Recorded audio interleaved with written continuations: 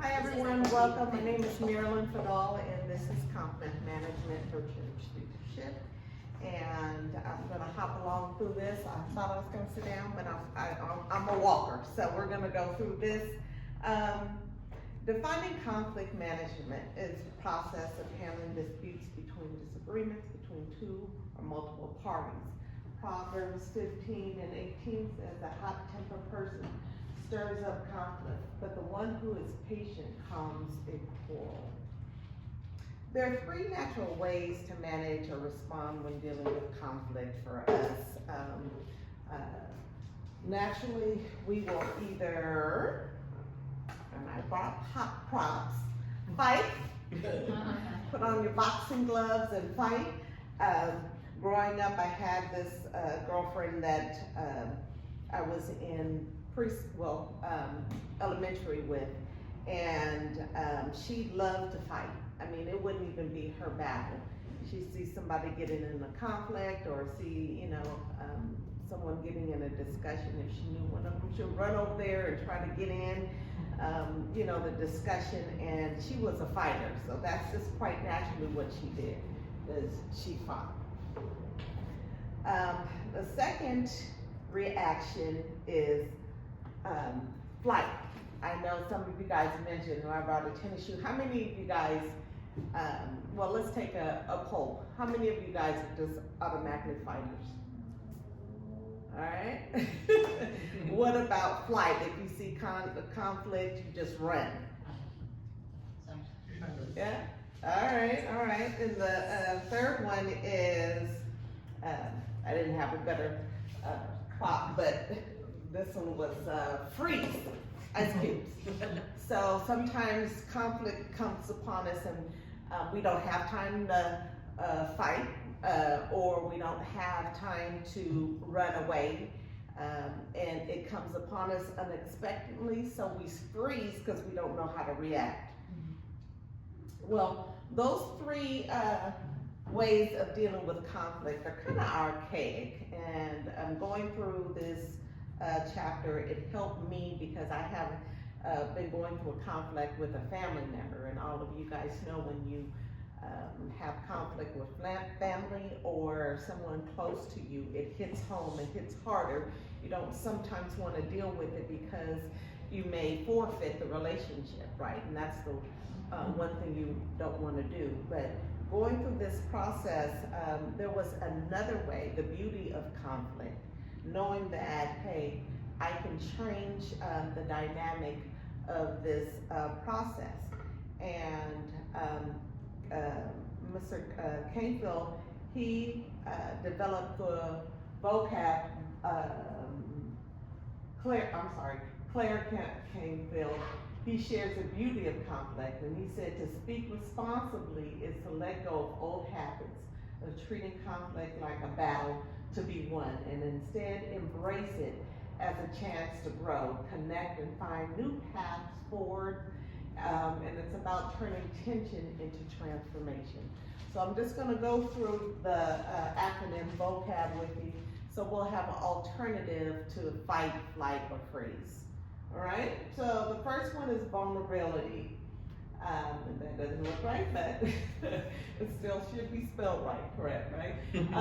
So the mean is my willingness to show myself, to be open, to let them know, hey, this is how I feel, this is why I'm so upset, to share the needs of what I have. On the surface, like an iceberg, it may look small, but underneath there may be like something that can sink a Titanic. So you want to share what and why you feel the way that you feel. Share what mistakes in the conflict are yours as well. And as a result, you can take off that armor of justification that I am right and you're wrong, and you're more vulnerable. So you can let down your defensiveness or blame and accusations. And as a result, the conflict allows us to connect rather than fight. The next one, O, is for ownership. which basically means accountability for my own needs and emotions and choices. I need to be held accountable what I bring to the table in this conflict. It helps to start map out my contributions of the mistake, and even though it could be 90-10, 10 is still sin, right?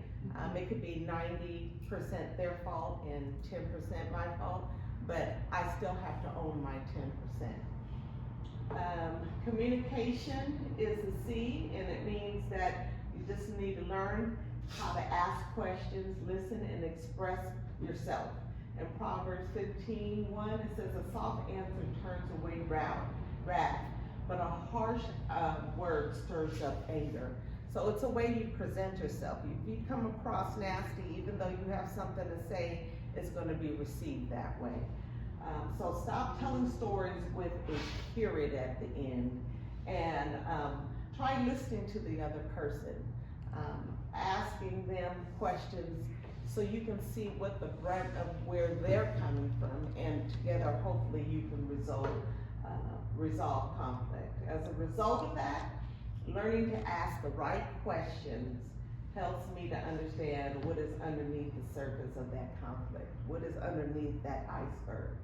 This also helps me understand the emotions and the needs of the other person and their requests for change. E is for express, and this means just after you listen, you can express your vulnerability and ownership and how you really feel, and to share what's important to me and what I want to have or what I want to get out from it. As a result, these motions are beautiful because they create empathy, which is changing the whole conversation. Now it's not so contentious, but it's something where you guys can now communicate. Acceptance just means embracing reality and letting go of what you can't control. Oftentimes I want to control, well, you feel this way. You can't control how the other person feels. You can only control how you feel. And so as a result of this, this will be less, loosen some of the law. Well, I'm sorry, you will sometimes have some losses because of this, right? You gotta let some things go. But hopefully you can mitigate and focus on the issue, not the relationship, that you won't lose the relationship. Oftentimes, we think about conflict that it has to end in a happily ever after mode. That's not always the case. And we have to let that go and say, well, it may not us walking around with, holding hands and skipping, but it just may be that we can agree not to disagree or something of that sort. The last one is boundaries, meaning laying the ground rules for what's acceptable behavior and letting the other person know what you're okay with and what you're not okay with. No name calling, no raising voices, this keeping the conversation confidential. We're not running around saying, what came out of our conversation. And by setting these boundaries and respecting them, it creates a foundation for trust. So just to wrap things up, practicing this vocab, you must be diligent. It's like learning a language. You have to keep practicing at it in order to get it down.